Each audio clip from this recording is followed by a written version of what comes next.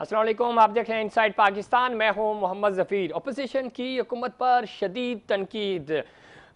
आसिफ अली जरदारी की परवेज़ इलाही से मुलाकात और उसके पसे पर्दा हक़ाइक़ क्या हैं, इस पर फ़िरदौस आशिक़ अवान कहती हैं कि अपोजिशन प्याली में तूफ़ान लाना चाह रही है। इस मुलाकात से कुछ नहीं होगा, ना तो पंजाब हुकूमत जाएगी और ना वफाकी हुकूमत जाएगी। लेकिन सवाल ये पैदा होता है कि क्या पाकिस्तान तहरीक इंसाफ ये बजट डिबेट हो रही है, इसको अपोजिशन तनकीद का निशाना बना रही है और अपोजिशन ये कह रही है कि वो दावे जो हुकूमत कर रही थी वो पूरे करते हुए नज़र नहीं आ रही। यू टर्न्स लेते हैं और सबसे बड़ी बात जो आज फैसला किया गया है कि हुकूमत सरकारी असासे गिरवी रख कर रखेगी। ये वो बयान था। इमरान खान बार बार ये बात कहते थे कि मैं कभी भी सरकारी असासों को गिरवी रखने की हिमायत नहीं करूँगा। जब मुझे वज़ारत उज़्मा मिलेगी तो हम इस सिस्टम को, इस कल्चर को ख़त्म करेंगे। लेकिन हमने देखा कि एक एक करके वही बातें जो कंटिन्यूस पे करते थे यहाँ दोहरा रहे हैं, वही अमल कर रहे हैं जिसकी वो मुखालफत करते थे। दूसरी तरफ मरीम नवाज़ ने कहा कि अगर नवाज़ शरीफ की ज़िंदगी की ज़मानत दें तो वो आज शाम ही इन्हें वापस बुला लेंगी। लेकिन सवाल ये पैदा होता है कि नवाज़ शरीफ साहब को किससे ख़तरा है पाकिस्तान में, उनकी जान को के पीछे कौन पड़ा हुआ है, ये बड़ा सवालिया निशान है।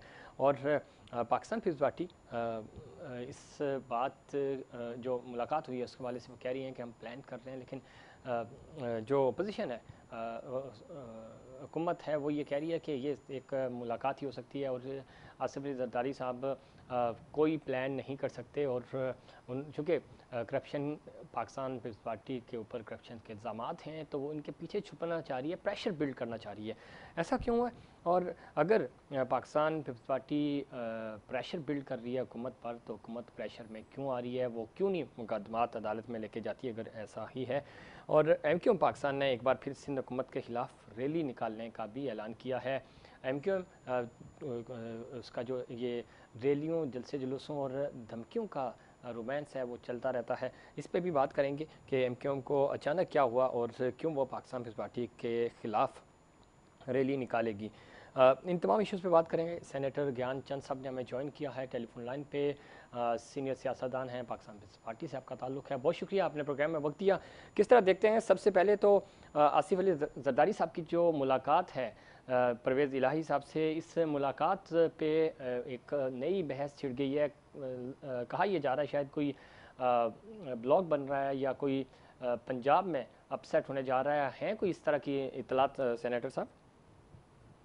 देखिए, जरदारी साहब तो हम कहते हैं कि वो मक़ामत की सियासत के, जनरली सियासत के बादशाह हैं, लेकिन मक़ामत की सियासत और अक्सरियत ना होने के बावजूद सबको जी साथ बिल्कुल। लेकर चलने की रवायत उन्होंने रखी है।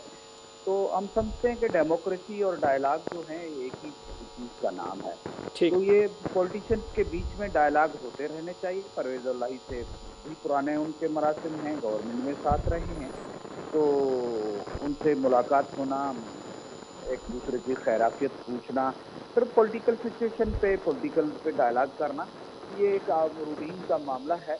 वैसे जरदारी साहब वहाँ गए हैं तो सियासी लोग हैं, सियासत की बातें तो यकीनन होती हैं और हम यकीनन जो जरदारी साहब कहते हैं कि हम सरप्राइज़ देंगे, तो सरप्राइज़ देने के लिए तैयारी तो करनी पड़ेगी। ठीक, बिल्कुल तैयारी करनी पड़ेगी। लेकिन आपको ये क्या लगता है, दूसरी तरफ अगर, चूँकि पंजाब में तो सेनेट में हमने देखा कि काफ़ी हद तक सरप्राइज़ हुआ भी मामला। लगता है आपको कि पाकिस्तान पीपल्स पार्टी अफोर्ड करेगी? क्योंकि ये बातें आपने सेनेट में भी सुनी होंगी, नेशनल असेंबली में भी ये डिस्कस हो रही है कि पाकिस्तान पीपल्स पार्टी तो जो जारहाना सियासत है वो तो अफोर्ड कर ही नहीं सकती, क्योंकि आप पे करप्शन के इल्ज़ामात हैं। आपको डर है कि कहीं करप्शन के केसेस ना खुल जाएँ? देखिए, ये करप्शन के केसेस पीपल्स पार्टी ने पहले से देखे हुए हैं। पीपल्स पार्टी तो सूली पे चढ़ जा हमारे लीडरान ने साबित किया कि वो सूली पे चढ़ गए, लेकिन उन्होंने सरेंडर नहीं किया, सर नहीं झुकाया। पीपल्स पार्टी की रवायत ये है कि सिर कटाया तो जा सकता है, झुकाया नहीं जा सकता। यही वजह है कि हर वक्त में पीपल्स पार्टी के खिलाफ केसेस आते हैं, केसेस चलते रहते हैं, तो कभी जेल में होते हैं, कभी गवर्नमेंट में आ जाते हैं। लेकिन उनके खिलाफ ये प्रोपेगेंडा की जो मुहिम है वो 77 से चलती आ रही है। जुल्फकार अली भुट्टो ने तो कोई कत्ल नहीं किया था, लेकिन उसको फांसी पे लटका दिया गया। बेनजीर साहबा ने कौन सा गुनाह किया था कि उसको सरेराह मार दिया गया। तो हम समझते हैं कि ये जो कुव्वतें हैं जो डेमोक्रेसी को यहाँ पनपना नहीं देखना चाहती हैं, उन कुव्वतों का पीपल्स पार्टी के खिलाफ ये चलता रहता है। और पीपल्स पार्टी कभी इन धौंस धमकियों से, केसेस से डरी नहीं है, जेलों से डरी नहीं है, कोड़ों से, फांसियों से डरी नहीं है। ठीक। अभी भी वो डट कर खड़ी है, डेमोक्रेसी के लिए डट कर खड़ी है। ज्ञानचंद साहब, एक जो इम्पॉर्टेंट पॉइंट है, चूँकि आपने पाकिस्तान पीपल्स पार्टी की कुर्बानियों की बात की, इसमें कोई शक नहीं, पाकिस्तान पीपल्स पार्टी ने जमहूरियत के लिए बहुत ज़्यादा कुर्बानियाँ दी हैं, और सबसे बड़ी कुर्बानी जान की कुर्बानी होती है, और जानों का नजराना भी पाकिस्तान की खातर, जमहूरियत की खातर आपकी लीडरशिप ने दिया। एक बड़ा इम्पॉर्टेंट पॉइंट है और आजकल डिस्कशन में, और आज भी ये डिस्कस हुआ, सदारती निज़ाम। शायद हकान अब्बासी साहब ने इस पीस का तज़किरा किया, पहले राना सनाउल्लाह साहब भी बार बार ये कह चुके हैं, क्या नहीं कि सदारती निज़ाम लाया जा रहा है। आपको लगता है कि हम इस निज़ाम के मुतहम्मिल हो सकते हैं, या इस तरह का कोई निज़ाम लाने की बातें हो रही हैं? आप चूँकि सेनेट में बैठते हैं, आपको इस तरह के कोई ड्राफ्ट्स तैयार किए जा रहे हैं, या हुकूमत इस तरफ जाने की कोशिश कर रही है? आपको लगता है सदारती निज़ाम आएगा, या सिर्फ ये एक पॉइंट स्कोरिंग ही है? देखिए, इस्टेब्लिशमेंट की ख्वाहिश है, और इस्टेब्लिशमेंट के जो मोहरे हैं जी। वो चाहते हैं कि इस किस्म का कोई निज़ाम आए कि किसी एक के हाथ में अख्तियारात आ जाएं, और फिर उसको हम इस्तेमाल करते रहें, जिस तरह के वो कठपुतली हुक्मरान लाना चाहते हैं। तो ये फेडरेशन है। फेडरेशन में 3, 4, 5 जो हमारे फेडरेटिंग यूनिट्स हैं, वो अलग कौमियतें हैं जो मिलकर एक पाकिस्तानी कौम को बना रहे हैं। तो उनकी ख्वाहिशात जो हैं वो इस अलग किस्म की हैं।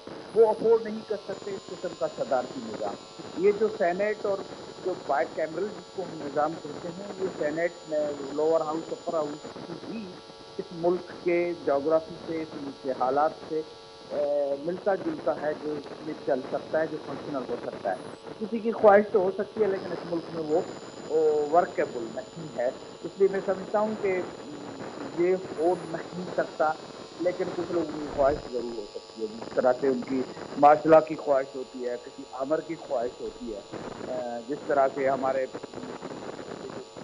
इमरान खान है, वो भी चाहते हैं कि भाई सदारती निज़ाम हो, और ये कोशिश करते रहते हैं। ये चाहते हैं कि 18th अमेंडमेंट ख़त्म हो जाए, ठीक। लेकिन ये लोगों की ख्वाहिशात के मुताबिक बिल्कुल ठीक कह रहे हैं आप, और इस सिस्टम को बेहतर होना चाहिए, ना कि कोई सदारती निज़ाम या इस तरह की चीज़ें नहीं होनी चाहिए। सरकारी असासों को गिरवी रखने की बातें हो रही हैं। इमरान खान साहब बड़े सख्त मुखालिफ थे, आपको भी याद होगा, हमने इनकी तकारीर सुनी धरने के दिनों में। इस बयान को या इस फैसले को किस तरह देख रहे हैं आप? देखें, अगर वो यू टर्न को हम क्या कहें कि लोगों के आंखों में धूल झोंकने का नाम यू टर्न है। अगर वो ऐसा ही है तो इमरान खान अच्छी तरह से यू टर्न ले रहे हैं। लोगों से जो भी वायदे किए, एक एक वायदे से कर रहे हैं। ये जो हमारे नेशनल असेट्स हैं, इनको गिरवी रखकर ये हुक्मरानी में बैठना चाहते हैं। पहले उन्होंने कहा कि मैं प्राइम मिनिस्टर को यूनिवर्सिटी बनाऊंगा, गवर्नर हाउसेस को मैं पार्क बनाऊंगा, पब्लिक प्लेसेस बनाऊंगा, जैसे ही आया तो मैं ये कर दूंगा, वो कर दूंगा, लेकिन इनसे हो कुछ नहीं रहा है।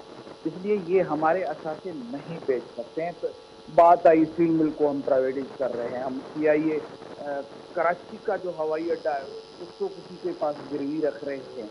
अभी खुलकर सामने आ गए, कैबिनेट से मंजूरी ले ली है। लेकिन ये कौम जो है, ये इमरान खान को ऐसे अपने असासे किसी के पास गिरवी रखने नहीं देगी। ठीक है। अच्छा ज्ञानचंद साहब, MQM आपकी रिवायती मुखालिफ जमात है, और वो ये कह रही है कि आपकी ना सिंध में कारकर्दगी है, ना आप डेवलपमेंट पे कोई काम कर रहे हैं। स्पेशली वो कराची का जिक्र करते हैं, वो कहते हैं कि कराची में एक ढेले का काम नहीं हुआ 13 साल से आप हुकूमत में। वो अब आपके खिलाफ रैली भी निकालेंगे। इस अमल को किस तरह देखते हैं? अचानक MQM को कैसे याद आ गया कि पाकिस्तान पीपल्स पार्टी की जो कारकर्दगी है वो तसल्ली बख्श नहीं? देखें, एक तो लोकल बॉडीज की इलेक्शन की बातें हो रही हैं। दूसरा, अभी 3 साल गुजर चुके, 1-2 साल के बाद इलेक्शन की आने हैं, और MQM की एक रवायत रही है कि प्रेशर डालो और अपने लिए फ़वाइद लो। तो वो कुछ प्रेशर डाल रहे हैं गवर्नमेंट के ऊपर के, ताकि वो ज़्यादा से ज़्यादा जो फ़वाइद ले सके। ठीक। वरना बजट की अब अगर आप पोजीशन देखेंगे तो सबसे ज़्यादा जो बजट है, सबसे ज़्यादा जो खर्चा सिंध गवर्नमेंट का हो रहा है, वो सिर्फ कराची पे हो रहा है। किसी एक डिवीजन पे, अगर किसी एक सिटी पे अगर ज़्यादा से ज़्यादा खर्चा हो रहा है तो कराची का हो रहा है। वो हमारा कैपिटल है, वो एक मेगा सिटी है, उससे होना भी चाहिए, इससे भी हमें इनकार नहीं है। लेकिन चूंकि उन्होंने हमेशा वो लिसानी सियासत की है, कराची तक ही वो महदूद रहे हैं, वो क्या कहते हैं, कौवे के मेंढक ही ठीक। रहे हैं, पूरे कौम की तरफ तो वो गए नहीं है। तो वो इस किस्म के प्रेशर टैक्स कर रहे हैं। जैसे बजट का मामला आगे पीछे हो जाएंगे तो वो फिर ठंडे पड़ जाएंगे। जी। तो बहुत शुक्रिया सेनेटर ज्ञानचंद साहब, आपने प्रोग्राम में वक्त दिया और आप बता रहे थे कि एमक्यूएम चूँकि सीज़न देखती है जब उसके फेवर में चीज़ें होती हैं, वो प्रोटेस्ट के लिए निकलती है, अपने मफादात हासिल करती है और फिर खामोश हो जाती है। पाकिस्तान पीपल्स पार्टी की बात हो या एमक्यूएम पाकिस्तान की बात हो, कराची के हवाले से किसी ने कोई काम नहीं किया। अपने अपने मफादात बिल्कुल हैं, कराची सबको पालता है, पूरे मुल्क को चलाता है, लेकिन जब हम रिज़ल्ट्स को देखते हैं, डेवलपमेंट्स को देखते हैं, तो सिंध का कैपिटल है कराची, 95% रेवेन्यू जनरेट करके दे रहा है एमक्यूएम पाकिस्तान को, और एमक्यूएम बनाने वाला ये शहर है, लेकिन उसके बावजूद ये मफादात की नज़र हो जाता है। ना तो वफाक इस शहर की उनकी तरजीहात में शामिल है ये शहर, और ना ही सिंध हुकूमत की तरजीहात में, और सौतीली माँ जैसा सलूक इस शहर के साथ किया जाता है। लेकिन उसके सीमादार कराची के तमाम स्टेक होल्डर्स हैं, उसमें बिज़नेस कम्युनिटी भी है, कराची की सिविल सोसाइटी भी है, और कराची पे हुकूमतें करने वाले, चाहे वो एमक्यूएम हो, पीटीआई हो या पाकिस्तान पीपल्स पार्टी, ये वो जमातें हैं जिन्होंने इस शहर पे हुकूमत की, इस सूबे पे हुकूमत की, लेकिन कराची के लिए कोई काम नहीं किए। इस पर मज़ीद बात करेंगे कि मुल्क का इस वक्त जो माशी सिस्टम है और ख़ास तौर पे डेमोक्रेटिक सिस्टम है उसको क्यों चैलेंज किया जा रहा है, और बजट अपोजिशन ये कह रही है कि हम पास नहीं होने देंगे, और ये बजट जो है वो IMF दोस्त बजट है। इस पर मज़ीद बात करेंगे, लेकिन उससे पहले एक कमर्शियल ब्रेक।